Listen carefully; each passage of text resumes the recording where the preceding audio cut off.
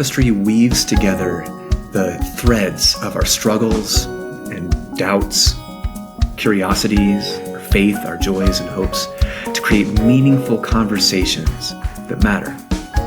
You know those late night conversations that go unexpectedly deep? That's what we want to capture with the Tapestry Podcast. And we want everyone to jump in the conversation. Because when we are heard and valued, we can begin to believe we are loved. Welcome to the Tapestry Podcast. Hey everybody, and welcome to another episode of the Tapestry Podcast. We're starting a new series where we're talking about wealth, asking the question, how rich is too rich? This conversation actually started as a different kind of question, which is, can there be an ethical billionaire? And I think both questions are really interesting. So how rich is too rich? I'm talking with my friend Mwangi. What's up? And my friend Mikayla. Hello.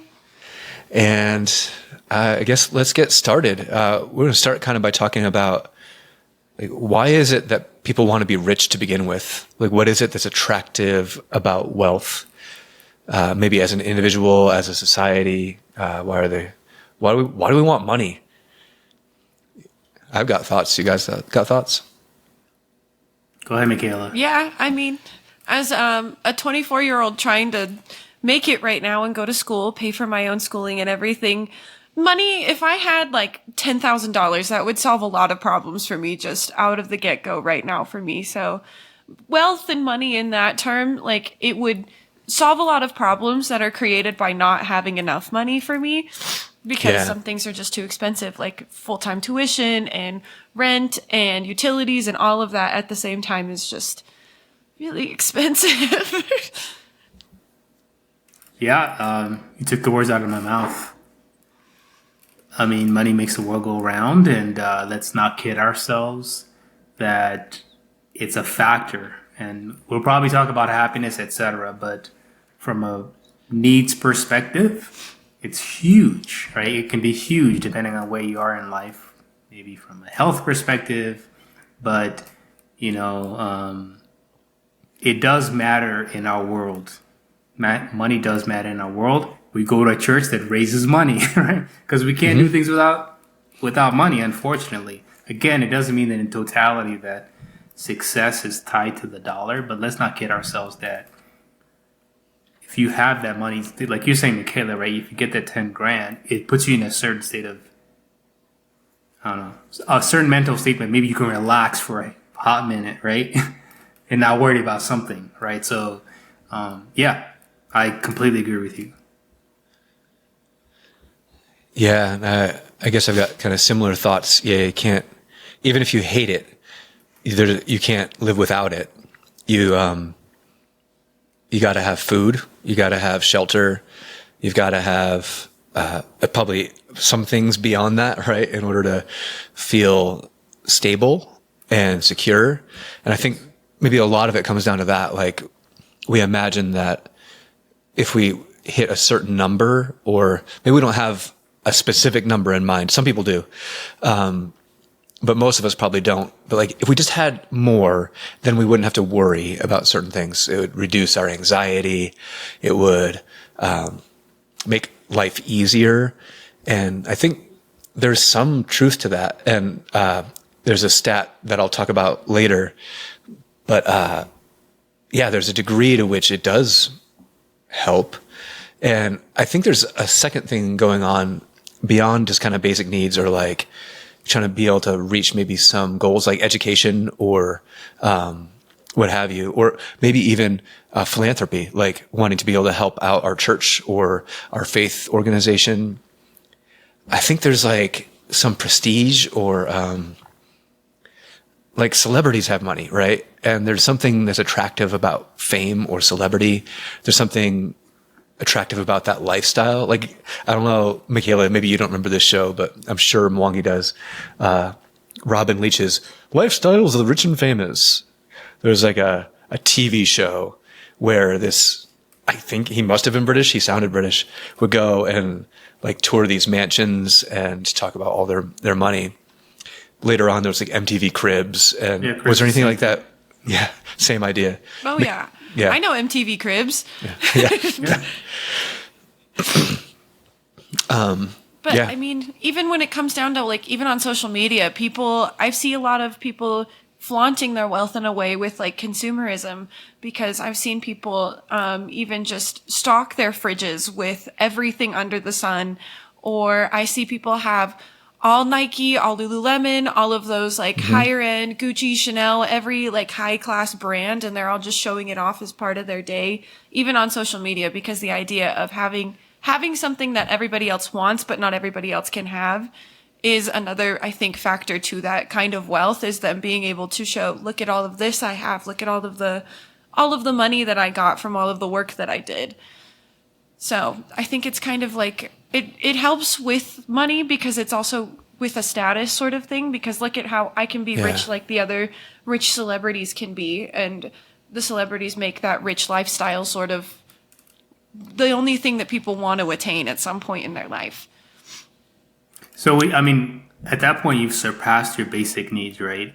Because to me, I'm sure if we ask ourselves, Mikayla, you're probably like, okay, I got to get some healthcare. I got to get this degree. I got to pay for tuition. I got to, right, pay my car insurance, right? If I get that today, I'm set, right? Mike, you and I are probably like, man, we're getting old, man. We're getting gray hairs, right? So we're probably thinking about like, if I could just like, from a healthcare perspective, right? So there's this like basic needs being met, then what you'll point out, Mikayla, now that I have that set, I have a personal, I don't even go to the doctor comes to me, right? Then it's like I'm trying to stunt, right?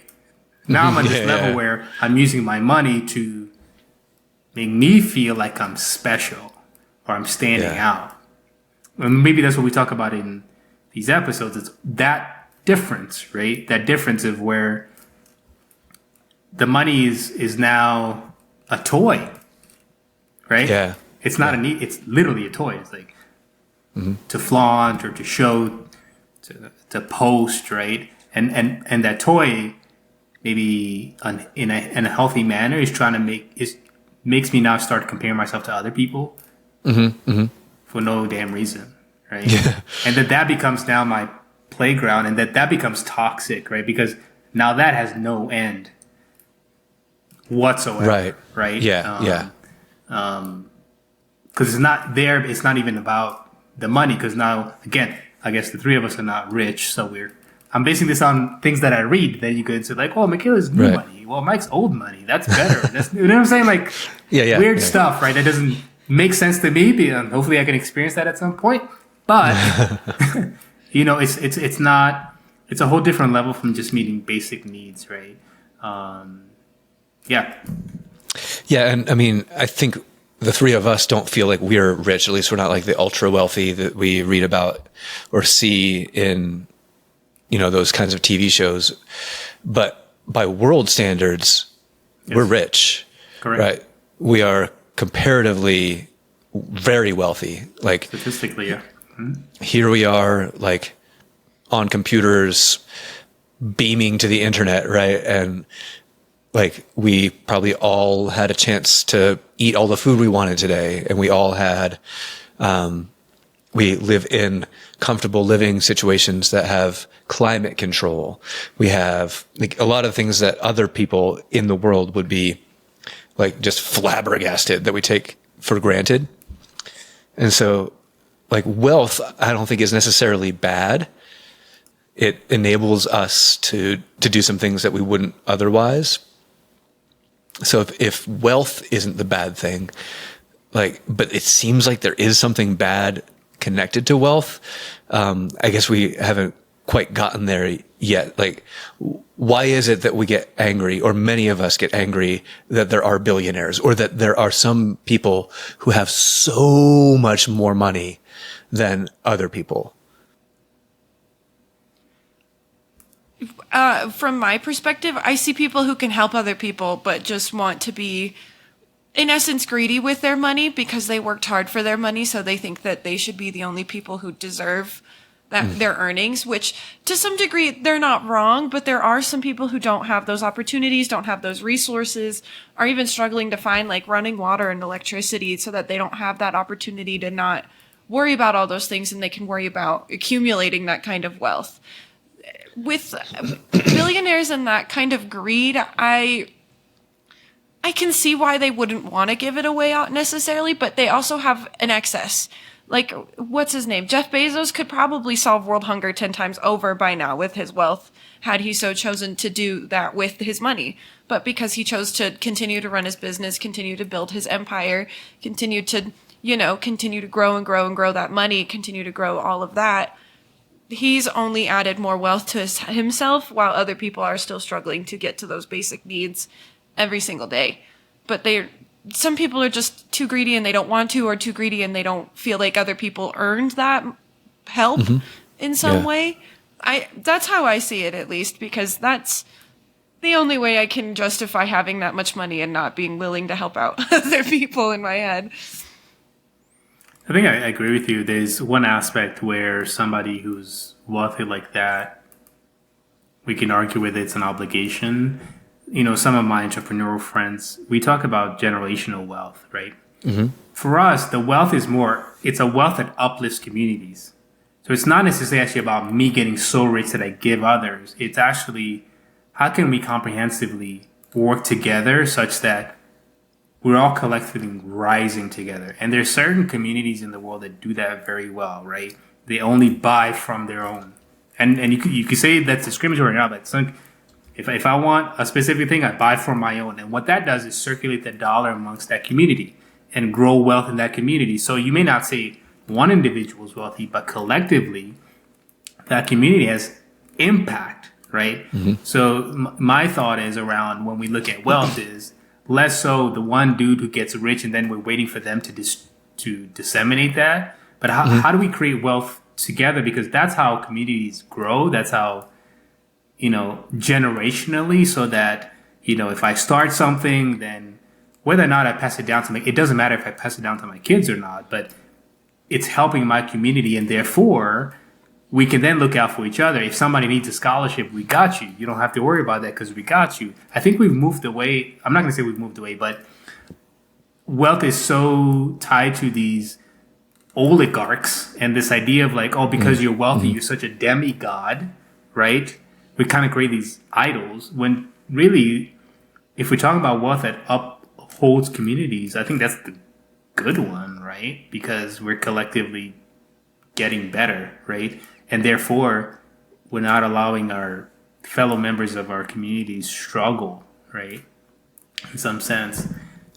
That's my thought. And you could say, like, some dudes just talk about socialism, whatever. No, that's not really what I'm saying. I'm not, whether in a capitalist society or otherwise, but the point is, are we collectively just getting better, right? That's really pulling away. Are we looking at those struggles and saying, okay, I'd rather not wait for this rich person to give me money. I'd rather figure out how we as a community can rise together. That's kind of my point. I agree with you, because I think that's the only way if we can look at each other as equals in these types of situations of, if somebody, like, for example, if somebody's house didn't have running food or like running water and electricity, but mine did, I would want to be able to give some of my power and water to them so that we could both equally have something to share together. My issue with the people who've gotten too much money is that they're that house with all of the running water and the electricity and the AC and everything, and this house has nothing, and they don't want to share it with people currently. There are people in the world who have tens and thousands of dollars of just excess that they could spend. You know what I mean? Like, you could take $100,000 out of their bank account, life-changing money for people that I know, or even like communities that don't have those kinds of things. Like, I always think back like to Native American reservations where groceries cost like $20 and most homes don't have electricity. If I could, like, you could take that $100,000 and give it to that community, those people could then maybe all get running water, or all get like electricity, or all get one basic need figured out and get the rest of them figured out on their own. It's just that I don't see a lot of people who have that excess willing to help the people who don't have enough. What's the connection then? So what's the connection between that family you're talking about and this person who's rich? Like, I think that's part of the other thing. It's like they don't exist. right? The connections. They literally don't exist. Like, so like, what's the bridge there? Because neither of those are going to visit each other. I'm not coming to your house and I'm not coming to your house, right? So like, what is that bridge, right? To now, I know like you can go out and be aware and look for, but I think that's part of it is we live in different worlds sometimes. And so even if I came from here and now that I got this, my world is different, right? The people I associate are different. The food that I ate is different. And so it's a separation like you guys were talking about earlier. I think it's like truly like it's a straight up separation. And then that is one factor. But then once you get to a certain tier, somebody may say, well, yeah, like I gave CSU $10 million to build this building and they named it after me. See, I did something. You might be, here's the thing, right? I was talking to my friend the other day, but you might be, well, why is CSU building all these buildings and then they charge me all this money for tuition? I just need to learn. I don't need, right? I'm here to learn, not necessarily be in fancy buildings. If I want to go to fancy buildings, if I had cheaper tuition, I could just travel, right? So like, anyway, probably going on a tangent, but that's kind of like how people feel, how they make an impact. It could be just like, yes, I write a check and I get a building, therefore I'm philanthropic. Really, like, what did you do there, right? Yes, said student goes to your building now. Yes, and I'm not going to argue that there may be additional tools or labs or things like that, but all that does is just add to the what can I say, like aesthetic of maybe like a music. I'm picking on you, Mikayla, because you're in CSU, but I'm saying that the aesthetic of campuses, and they become these things, and you're just like, okay, at the end of the day, what are we trying to do here? Are we trying to build spas and gyms and swimming pools? Is eventually, universities going to look like resorts just because? I mean, some of them do, right? Some of them do. But are we here to earn an education? University like of Hawaii looks gorgeous. Yeah. So. Well, So listeners, viewers, Mikayla goes to CSU. That's Colorado State University. It's in Fort Collins, Colorado, kind of up north of Denver. And one thing that you mentioned a minute ago, Mwangi, reminded me of something that I believe it was Shane Claiborne said. He talked about how it's not that like rich people or people who are well off don't care about poor people. It's that they don't know any. Mm-hmm. They don't actually know any poor people.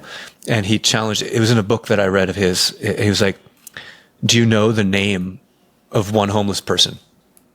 Do you know the name of one person who can't pay their rent?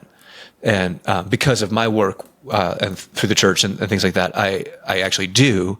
But and that's not like a brag, like I'm so righteous that I do know.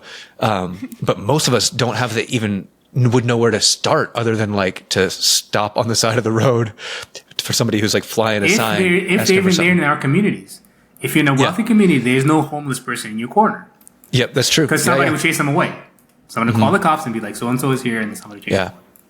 Yeah. And that's a big thing. And I think maybe one of the things that makes us feel rich is comparing ourselves to people who are like truly destitute.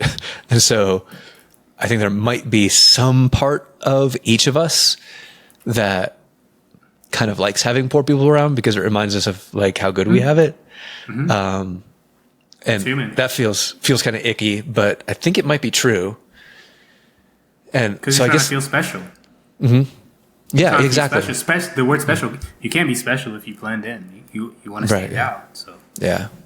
For me, that leads to a question, like, for the three of us, like, what makes you feel rich? Like, when you feel at your richest, what is it that makes you feel that way?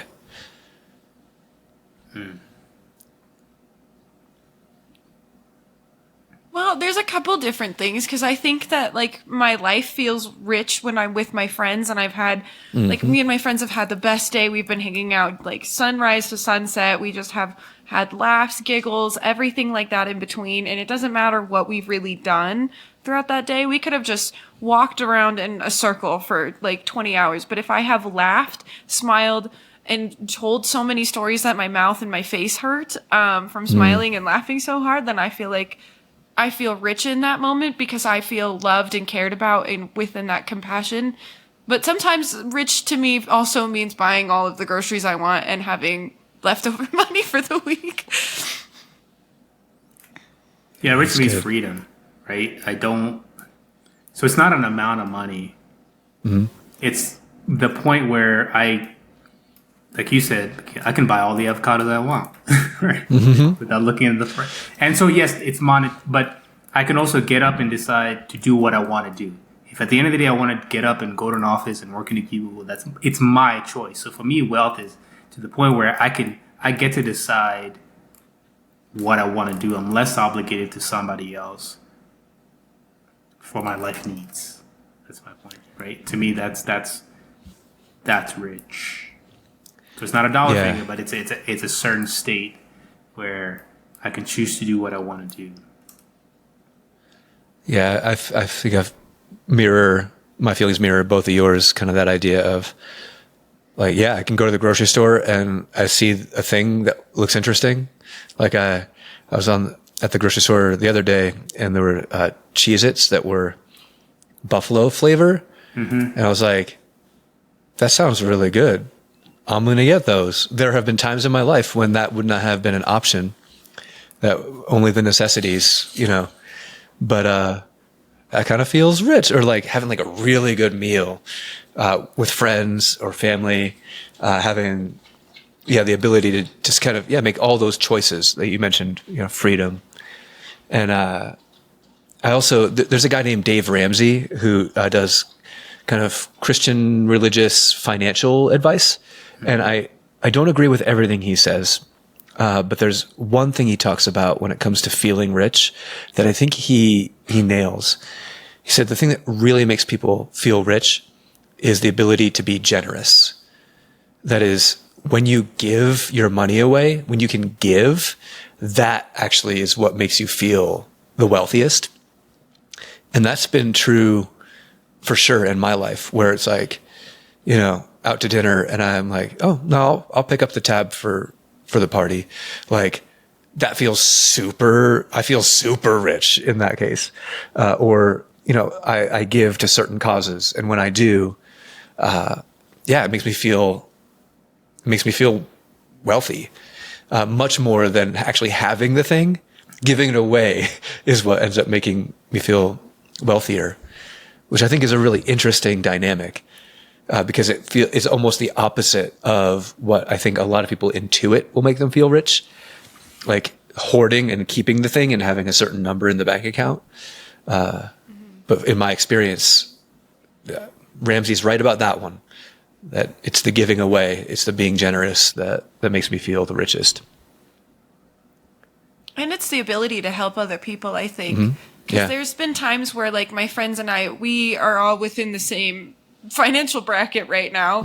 And sometimes my friends complain that we can't go shopping to go get like new clothes or something like that. And I wish more than anything I had the money on me in that moment in time to be able to buy them whatever new clothes that they wanted, or if they see something like a home decor that they really like, but it's freaking like what, $200, and we can't afford that right now. So we choose, I wish I could do that for my friends. I wish I could help them in with the things that they want or the things that they need. Or I know that me and my friends sometimes will be like, we're having a bad week and then my pet needs this, that, and the other thing. And that's just another $50 expense straight out the gate. Like it would be nice to be able to give them that money for them to be able to freely be able to, not stress out about having to buy like pet food or pet litter or, toys, treats, anything like that.